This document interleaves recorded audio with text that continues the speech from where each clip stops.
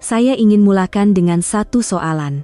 Adakah Anda juga merasakan bahwa pada musim perayaan, atau ketika ingin menyediakan hidangan berkhasiat untuk keluarga, saat paling bahagia dan mesra adalah apabila seisi keluarga berkumpul mengelilingi sepinggan rendang ayam yang wangi atau semangkuk sup ayam berempah yang panas? Daging ayam boleh dikatakan sebagai watak utama di atas meja makan rakyat Malaysia. Ia bukan sahaja berkhasiat, tetapi juga sangat lazat.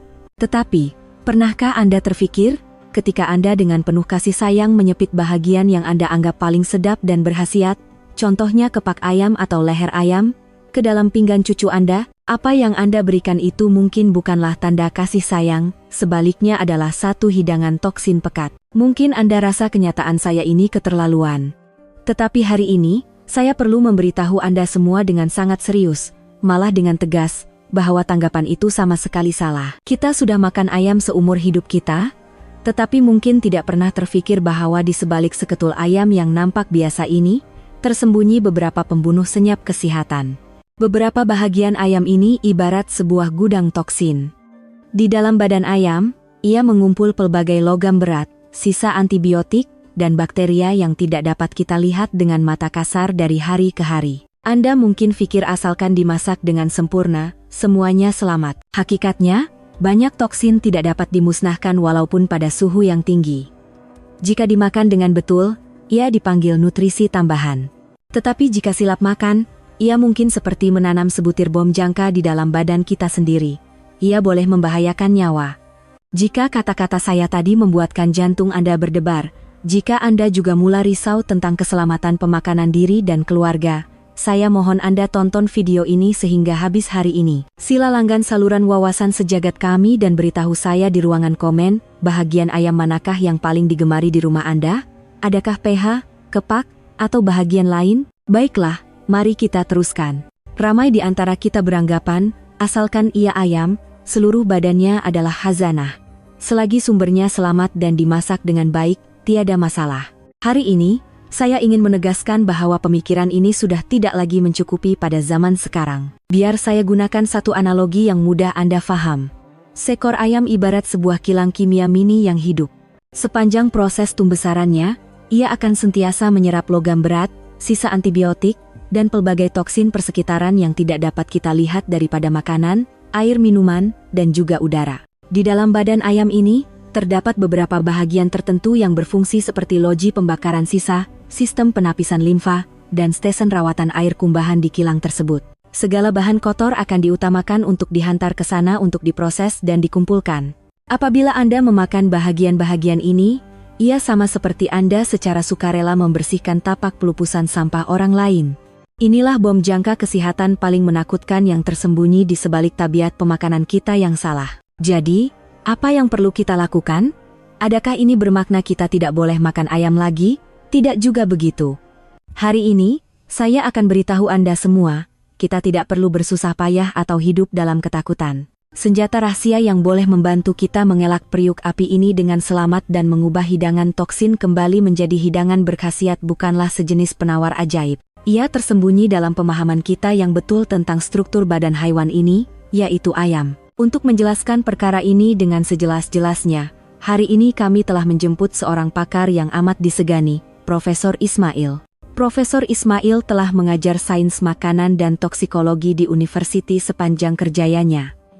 Beliau amat arif tentang selok-belok dalam makanan. Baiklah, tanpa membuang masa, mari kita jemput Profesor Ismail untuk membawa kita membedah siasat ayam ini secara menyeluruh. Adakah Anda sudah bersedia dengan buku nota untuk sama-sama menangkap anasir jahat? Mari kita mulakan dengan senarai hitam nomor 3, yang risikonya agak rendah.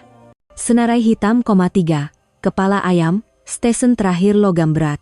Profesor Ismail berkata, ada pepatah lama yang berbunyi, kepala ayam 10 tahun lebih berbisa daripada arsenik.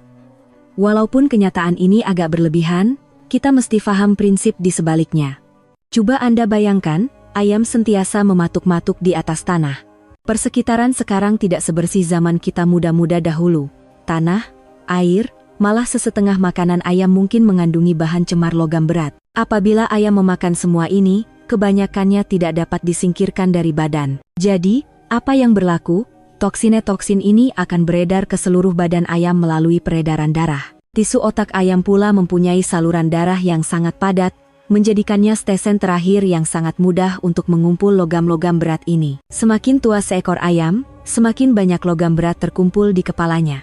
Jika kita mempunyai tabiat makan kepala ayam untuk jangka masa panjang, logam-logam berat ini akan terkumpul secara perlahan-lahan di dalam badan kita sendiri, dan boleh merosakkan sistem saraf, hati, dan buah pinggang. Jadi, adakah semua kepala ayam begitu menakutkan? Nah, ini bergantung pada umur dan asal-usul ayam tersebut. Profesor Ismail memberitahu kita, ayam daging komersial yang dijual di pasar raya hari ini, seperti ayam pedaging biasa, mempunyai kitaran hidup yang sangat singkat, biasanya hanya beberapa puluh hari. Makanannya juga seragam. Risiko pengumpulan logam berat adalah jauh lebih rendah. Jika Anda benar-benar teringin, makan sekali-sekala untuk melepaskan gian tidak menjadi masalah besar. Tetapi bagi ayam kampung tua yang dipelihara di belakang rumah selama bertahun-tahun, kawasan pergerakannya luas dan sumber makanannya tidak menentu. Risiko kandungan logam berat di kepalanya melebihi head adalah benar-benar lebih tinggi. Oleh itu, untuk kepala ayam tua seperti ini, saya benar-benar menasihatkan agar tidak menyentuhnya. Jadi, Anda lihat, isu kepala ayam ini bergantung pada umur ayam, bukan? Tetapi, senarai hitam nomor 2 yang seterusnya ini tidak banyak kaitan dengan umur. Ia ada pada setiap ekor ayam, dan merupakan bahagian yang sangat digemari oleh ramai orang. Senarai hitam, 2, leher ayam, pusat pengumpulan kelenjar limfa dan tiroid. Ramai orang suka makan leher ayam. Tetapi Profesor Ismail mengingatkan kita, leher ayam boleh dikatakan bahagian yang paling memerlukan pengendalian teliti. Mengapa? Karena ia adalah tempat berkumpulnya kelenjar limfa dan kelenjar tiroid. Sistem limfa, secara ringkasnya, adalah sistem pertahanan imun dan detoksifikasi badan haiwan. Ia menapis dan menyekat banyak bakteria dan virus. Manakala kelenjar tiroid pula adalah organ yang merembeskan hormon tiroid. Jika kita termakan kelenjar ini, ia akan mengganggu sistem endokrin badan kita sendiri. Memakan leher ayam tanpa membersihkannya dengan betul adalah sama seperti memakan sebungkus toksin mini. Namun, daging di bagian leher, karena banyak bergerak, sebenarnya sangat lembut. Jadi, asalkan kita sabar, seperti melakukan pembedahan, membuang kulit, lemak di bawah kulit, semua ketulan kecil kelenjar limfa yang kelihatan, serta 2 kelenjar tiroid sebesar biji kacang di kedua-dua belah trakea, dan hanya meninggalkan tulang dan daging semata-mata, ia masih sangat lazat untuk dimasak kicap atau dibuat sup. Kuncinya ialah sama ada Anda sanggup meluangkan masa untuk melakukannya. Mengendalikan leher ayam ini kedengaran sangat rumit, bukan? Perlu buang kulit, kikis kelenjar limfa. Tetapi, berbanding dengan nomor 1 yang akan datang ini, leher ayam hanyalah masalah kecil. Karena bahagian nomor 1 ini, menurut Profesor Ismail, adalah yang paling berbahaya. Ramai orang yang arif sama sekali tidak akan menyentuhnya.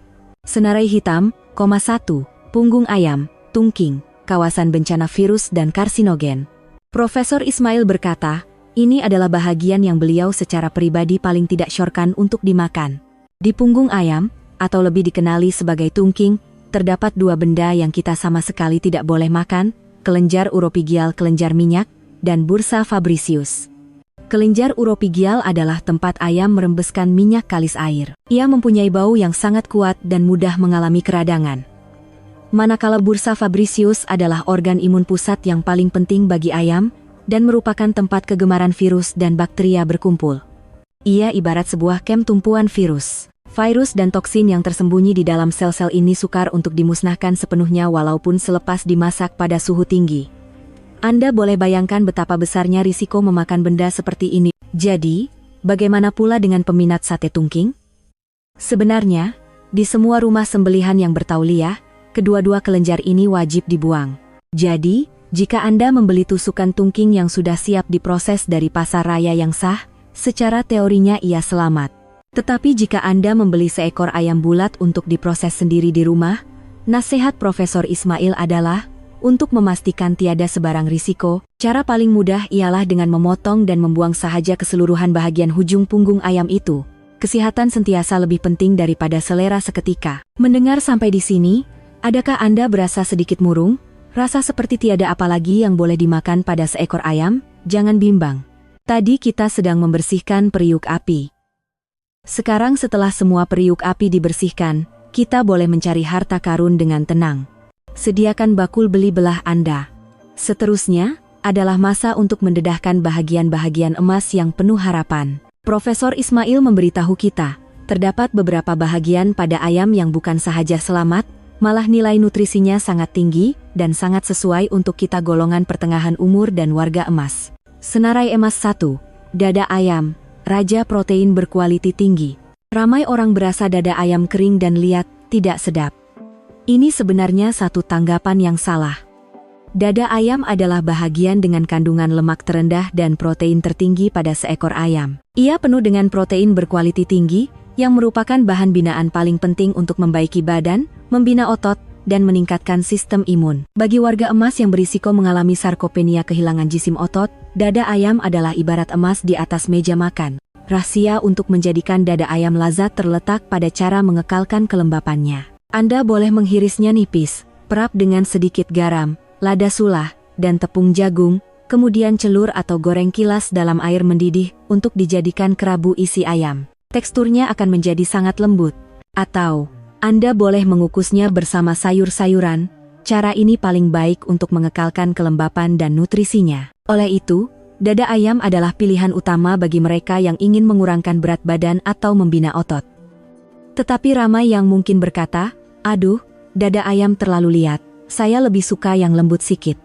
Jangan risau, bahagian emas seterusnya ini pasti dapat memenuhi kehendak Anda dari segi tekstur. Senarai emas, 2, pH ayam, sumber tenaga dan penambah darah. Oleh karena pH ayam banyak bergerak, dagingnya enak, berjus, dan teksturnya sangat baik. Lebih penting lagi, warna daging pH ayam lebih gelap, menandakan kandungan mioglobinnya tinggi, dan zat besinya juga lebih kaya berbanding dada ayam. Bagi kaum wanita dan warga emas yang mudah mengalami kekurangan darah atau anemia, pH ayam adalah pilihan terbaik untuk menambah zat besi dan darah. Cara masakan yang paling sesuai untuk pH ayam adalah sup atau rendang, gulai. Melalui proses mereneh yang lama, nutrisi dari tulang juga akan larut ke dalam kuah. Tetapi, ada satu petua kecil. Jika Anda bimbang tentang kandungan lemak yang berlebihan, Anda boleh membuang kulit ayam dan lapisan lemak kuning yang tebal di bawahnya sebelum memasak. Dengan cara ini, Anda dapat menikmati kelazatan sambil mengurangkan pengambilan lemak dengan ketara. Lihat, untuk protein ada dada ayam, untuk zat besi ada pH ayam. Bukankah ini sempurna? Tetapi Profesor Ismail juga mengingatkan kita, ada satu bahagian yang nutrisinya tidak dapat ditandingi oleh dada dan pH ayam, terutamanya bagi kita yang matanya sudah mulai rabun dekat. Ia adalah satu khazanah.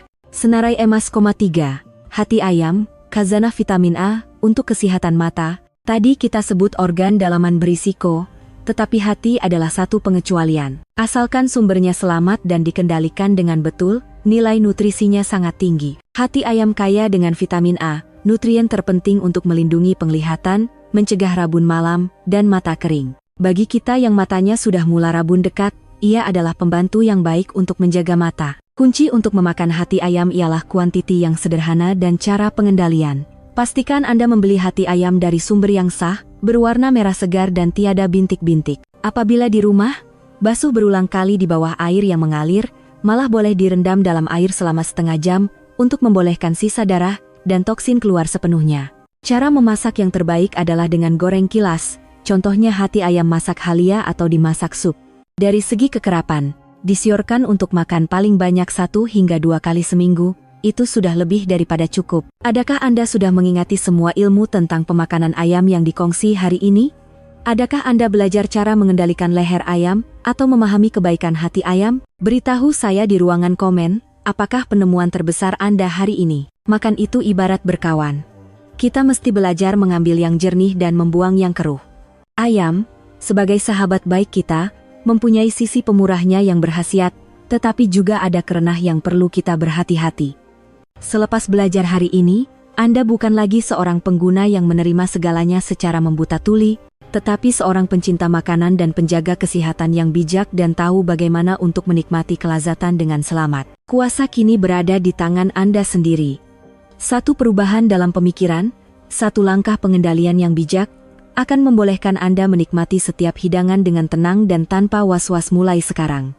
Ia juga membolehkan kasih sayang Anda kepada keluarga disampaikan dengan cara yang paling tulen dan tanpa beban. Baiklah, perkongsian hari ini sampai di sini sahaja. Jika perkongsian hari ini benar-benar membantu Anda, sila berikan video ini satu suka dan kongsikan pandangan Anda di ruangan komen di bawah. Akhir sekali, sila kongsi video ini kepada ahli keluarga dan rakan-rakan yang Anda sayangi. Apabila sesi keluarga kita tahu cara makan ayam dengan selamat, kesehatan seluruh keluarga akan menjadi lebih kukuh dan terjamin. Semoga Anda sentiasa sehat sejahtera dan menikmati setiap detik indah di meja makan. Jumpa lagi.